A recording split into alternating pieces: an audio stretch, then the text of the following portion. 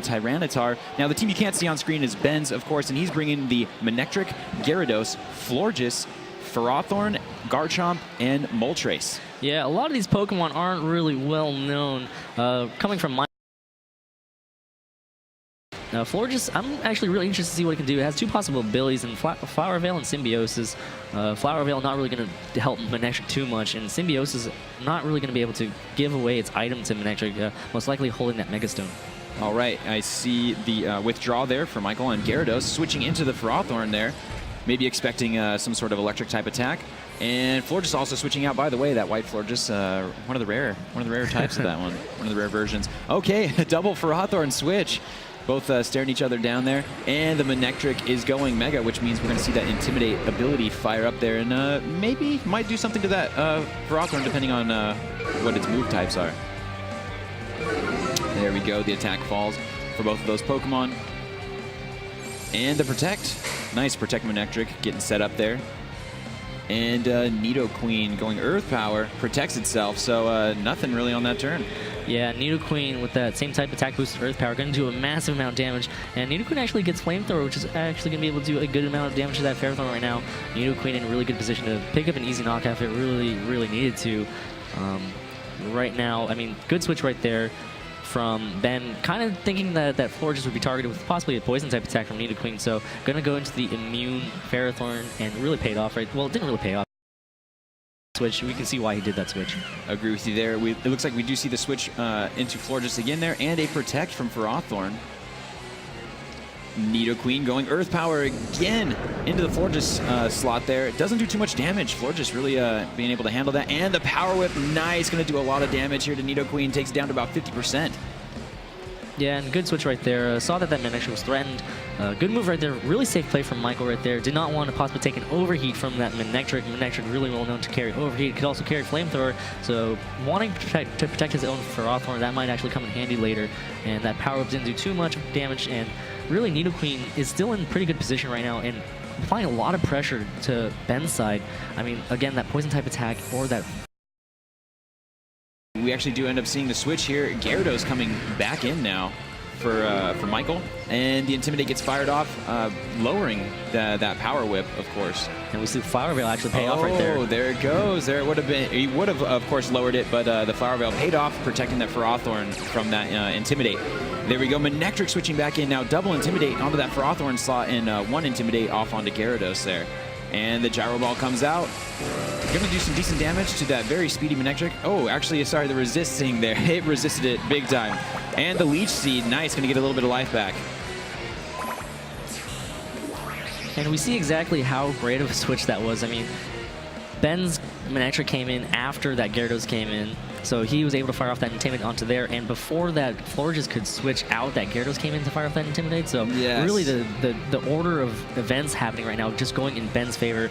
Of course, they're both playing really defensively right now. I mean, both of these players are trying to figure out what exactly each other's strategies are after looking at these ridiculous teams, in my opinion, but I mean, they're here right now, so that means that they actually know how to use these Pokemon very well, and I would not, you know, I would play safe too. Well, I mean, we see what's happening right here with the meta. It has become a very switch-heavy game. We see the MVP fan Rotom. They're loving it. Protect there on Ferrothorn. And the overheat from Manectric, nice into the Protect. Great call there. Power Whip, and doubles up actually into that slot.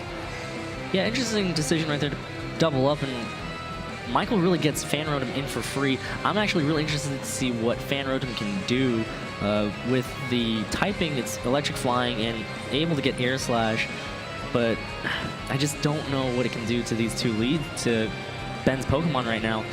But that Ferrothorn right now just sitting pretty on Michael's side.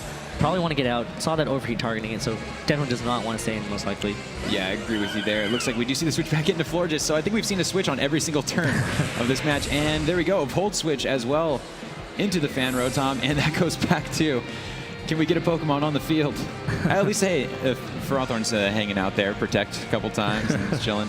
All right, it does look like we see the switch again into Ferrothorn, so both players just really valuing that, and we see the Will-O-Wisps go down into the Florges slot, going to get that burn. Yeah.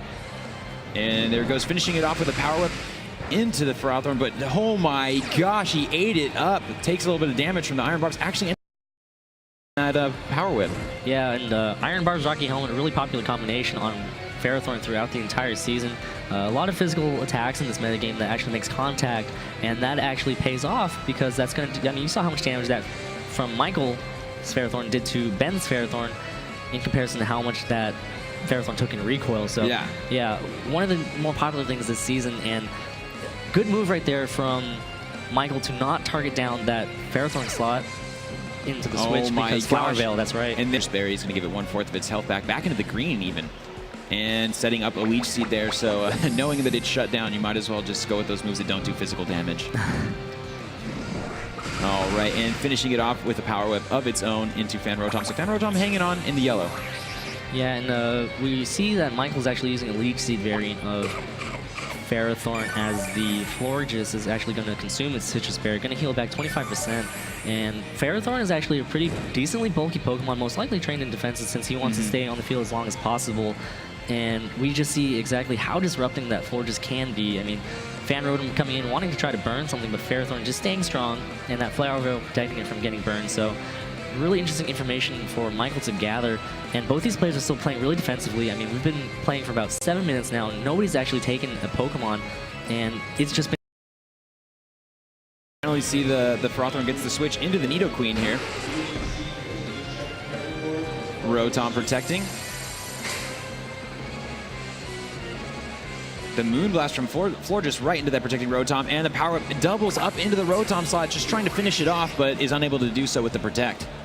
Yeah, and a lot of chip damage coming from this turn from the Leech Seed and the Burn, so Florges is actually going to be brought down all the way to the yellow, and the good thing about that is that Nidoqueen is going to be able to heal back a little bit of health, and Nidoqueen again in a position to do a good amount of damage to either of these Pokemon.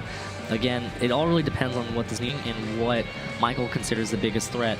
Of course, Ferrothorn right now going to be able to do a good amount of walling on Ben's side against that Fan Rotom, especially since Fan Rotom cannot burn that Ferrothorn because Florges is still out on the field. So really, right now, Michael has to pick who's the bigger threat right now. Exactly, Dewey. It's huge assessing the threats there. We see the Protect from Florges. There goes the Flamethrower into that Ferrothorn. That's going to do a decent amount of damage. He picks up the Feint. Finally, we see a Pokemon go down. And there we go, the Thunderbolt into the Protect of the Florges, and a little bit of health goes back to Nidoqueen. I love that, setting up the Leech Seed and giving a lot of life back to that Nidoqueen. Right, and that's actually a pretty big knockout right there. Nidoqueen picking up the first knockout, Michael taking the 4-3 advantage, and Florges on its last leg probably will get knocked out next turn unless he decides to switch. You're going to see an Intimidate there, of course. And not really going to do too much there. And both opponents just staring each other down, trying to think of their moves. Right, and now if Nidoqueen can actually fire off an attack onto Florges or Manectric, can threaten it with the same type attack boosted attacks and Earth Power, any poison attack, but it really depends on what set. Again, I mean, this Nidoqueen is pretty versatile in its move pool. Fan Rotom right now just still sitting pretty. I mean, I want to see what it can do. Yeah, I know. It's protected. It's protecting. We did see a Thunderbolt, I believe, there, but here we go with the switch back into Ferrothorn. That bulky set, we're guessing here. And Garchomp actually making its first appearance there. And Rotom protecting again. No damage for Rotom here. And Manectric Volt switching actually gets it off, but into the Ferrothorn. Doesn't really do too much damage, able to resist that. And Manectric goes back to Ben. Yeah, interesting decision right there to Volt switch into that slot. I believe that was a Nidoqueen slot, and then the switch in. Yeah, no, that was really, really risky. Maybe just wanted to get that Pokemon out of there, hoping. Oh, but actually switches into Florges, so taking the burn damage, and unfortunately feints his own Pokemon there, but maybe had something in mind for that. Yeah, interesting move right there from Ben, and Manectric going to come back out, fire off and Intimidate. Yeah, there goes. I mean, he does get the Intimidate off, but unfortunately does lose the Florges, though, didn't even get a move out of it. Right, and right now that Manectric, of course, going to be able to threaten that Ferrothorn, and Garchomp going to be able to threaten that Rotom, so Ben could easily come back and make this into a 2-2, even it out, really, if he wanted to. Michael probably going to try to figure out a way to get out of this and preserve some of his Pokemon, although both these Pokemon are not really too important right now. All right, we do see the hidden power here into that Fan Rotom. He's going to pick up the Feint there with a critical hit. Oh, crit totally mattered. Crit totally mattered in the red. All right, and we get the Rock Slide from Garchomp. Maybe we'll see a little flinch down here.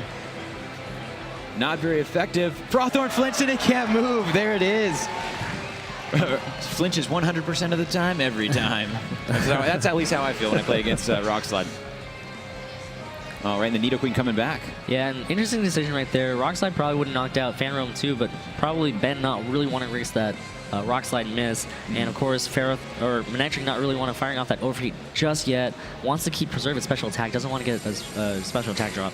Exactly. We do actually end up seeing the protect here from Manectric. Nidoqueen Earth Power. Manectric protects itself. Garchomp going with the Earthquake. Here it is. This could do a lot of damage to Frauthorn. Oh my gosh, and picking up the Feint on Nidoqueen. A critical hit. Oh my gosh. Huge damage there. Huge damage. That is a great read from Ben. Huge read from Ben, predicting that Manectric was probably going to be targeted and protecting itself and firing off that Earthquake from Garchomp, which is so much prediction right there, and definitely pays off for Ben as he takes the 2-to-1 advantage. Yeah, that was major. I mean, getting that first... Getting that 2-2 advantage. Yes, with the Gyarados in the back there. We do see the Intimidate, which is going to affect Garchomp here, who won't be able to get that back, unfortunately, but not really going to do anything to Manectric.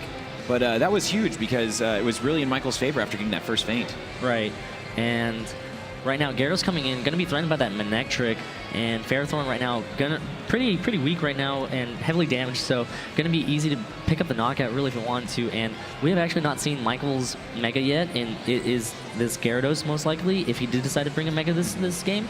So tough decision right now. There it is. We do see the Gyarados going Mega there. First one of the day. There it is. And setting up the Mold Breaker, of course. Manectric Volt switching again into the Gyarados slot. Going to do a decent amount of damage there. Takes it into the yellow. Rock Slide from Garchomp. Gyarados avoids the attack. Sorry about that. And into the Frauthorn, who's going to definitely hold on. Gyarados hitting back with an Earthquake. Oh, it's going to do some damage to its own Frauthorn. Super effective on Manectric. It feints. He gets rid of the Mega here. That was big. And the Power Whip into the Garchomp slot. Oh, hanging on with 59 hit points, but the rough skin. Got to finish off the Frauthorn. There it is. Yeah, that is big that rough skin knocked out that Ferrothorn. Ferrothorn could have probably sat pretty and just enjoyed the lead seed coming back, but right now this Garchomp going to outspeed this Gyarados and be able to easily pick up the knockout. I believe that Dragon Claw should be enough to do it with the same type of attack bonus there. No, he's bulky. The Ice Fang hits back. There it is. He picks up the feint. Oh my gosh. But the rough skin, is it enough? No! He hangs on in the red. Somebody give me the hit points on that Gyarados. Get me the hit points on that Gyarados. And that Intimidate definitely paying off from that Gyarados coming in. So really close match right there. Michael must feel so great right now being able to take a game off two-time UK national champion Ben Kiriakou. So impressive set right there, or impressive game right there from both players, and it was back and forth. You know, they were just trying to feel for each other, and even when Ben looked like he had as much momentum as he possibly could, you know, Michael still hung in there, and he was able to barely edge it out. So congrats to Michael for taking that game, but you know, he has to go back right now for game 2, so gonna be exciting to see what he decides to bring both players right now to the drawing board, back to team preview. I mean, absolutely crazy at the end there. Ben is actually going to switch it up, guys. Again, to remind you, let's talk about these two players. This is huge. Like we said, Michael is the second place at Nationals in Australia. So this is huge. This is a big match for both of these guys. Michael being one of the few players actually from Australia to even be here. Mm-hmm. And they're still relatively new, and the United Kingdom, they've been around since the entire circuit started. So really, I mean, again, established metagame versus a relatively new metagame, and we can see that, you know, a lot of interesting decisions coming from the newer metagame. Yeah, I'm loving these Pokemon. We actually do see the lead with the Fan Rotom here and the Nidoqueen from Michael, and Ben on the bottom there. Two-time UK national champion bringing Manectric and Florges. All right, Manectric going Mega. Gonna fire off a couple Intimidates here. There it is.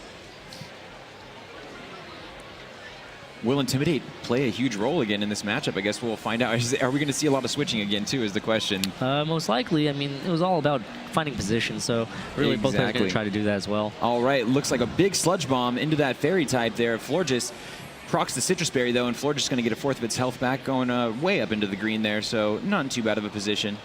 And the Psychic onto the Nidoqueen. Does a ton of damage there.